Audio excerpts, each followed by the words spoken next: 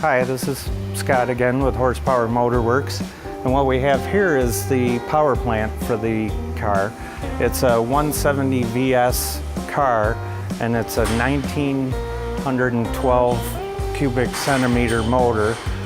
They made it this way so it could stay under the 2,000 centimeter class in its racing, in the off-road racing.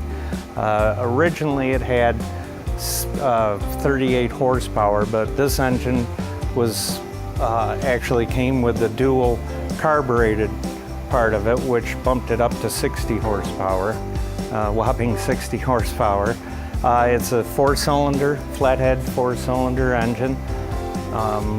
Fairly normal. It's 6-volt negative ground with a generator, unlike new cars that have alternators.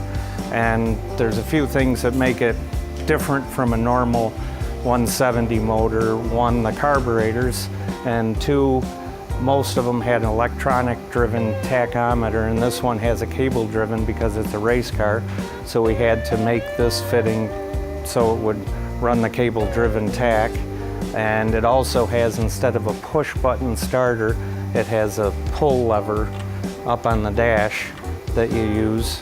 Then a few other things. It has a brake reservoir that goes up here, unlike some of the regular 170 cars.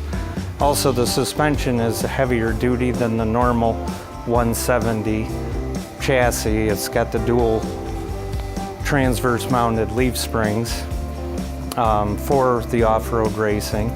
It's got hydraulic brakes, but it also has a oiling system that there's a pedal up under the dashboard that you push, and it'll oil all of the fittings, the kingpins, the tie rods, stuff like that, that keep it oiled instead of the normal grease fittings.